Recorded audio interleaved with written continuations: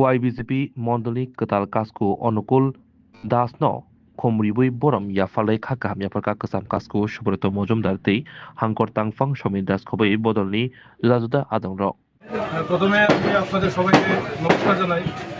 আপনারা ইতিমধ্যে অবগত হয়েছেন যে ত্রিপুরা প্রদেশ কমিটি বিজেপি ত্রিপুরা প্রদেশ কমিটির পক্ষ থেকে আমাদের 25 খোয়াই যে মণ্ডল, এই মণ্ডলের মণ্ডল সভাপতি হিসেবে আমাকে নিযুক্ত দিয়েছে। তো আমি প্রথমেই আপনাদের কাছে একটা আবেদন করব যে 25 খোয়াই বিধানসভা কেন্দ্রে আমার দলের কাজ করতে গিয়ে আমি প্রথমে আপনাদের সাহায্য সহযোগিতা কামনা করি। আপনারা আমাদেরকে সাহায্য সহযোগিতা কামনা করি। আমাকে দল দায়িত্ব দিয়েছে, আপনারা জানেন।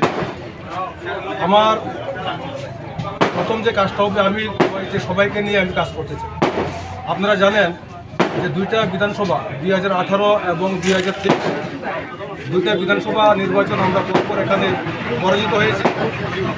আমাদের চেষ্টা থাকবে সবাইকে নিয়ে আমরা যে 2028 যে বিধানসভা নির্বাচন হবে, এই নির্বাচনে আমরা এটাই হবে আমার প্রথম এবং প্রধান লক্ষ্য।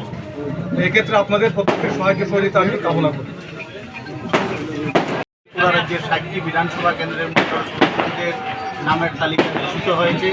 আমাদের খোয়াই অঞ্চলে নবনিযুক্ত সভাপতি দায়িত্ব পেয়েছেন আমাদের খোয়াইয়ের বরিষ্ঠ কার্যকর্তা, যিনি বিগত দিনে গুরুত্বপূর্ণ দায়িত্ব পালন করেছেন। আমাদের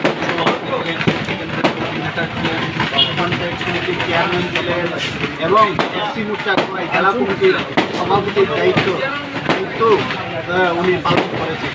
এইরকম অভিজ্ঞতা সম্পন্ন একজন কার্যকর্তাকে দায়িত্ব দিয়েছেন। এটা ঘটনা সত্য যে আমরা সার্বিকভাবে প্রয়াস করেও 2018 এবং 2023 আমরা এই বিধানসভা কেন্দ্রে সফলতা আমরা পাইনি। অবশ্যই আমরা আগামী দিনে একমাত্র লক্ষ্য খোয়াই বিধানসভা কেন্দ্রে সিপিএমকে পরাজিত করে ভারতীয় জনতা পার্টিকে জয়যুক্ত করাই আমাদের একমাত্র লক্ষ্য। সেই লক্ষ্যে আমরা সকলে মিলেমিশে এখানে কাজ করব এবং পূর্ণ সহযোগিতা সকলের নিয়ে কাজ করে আমরা 23-এ অবশ্যই 28-এ যেন খোয়াই বিধানসভা কেন্দ্রে ভারতীয় জনতা পার্টি জয়যুক্ত হতে পারে, সেই লক্ষ্যে আমরা এগিয়ে যাব। সবাইকে নমস্কার, ধন্যবাদ এবং তার উজ্জ্বল ভবিষ্যৎ আমি কামনা করছি।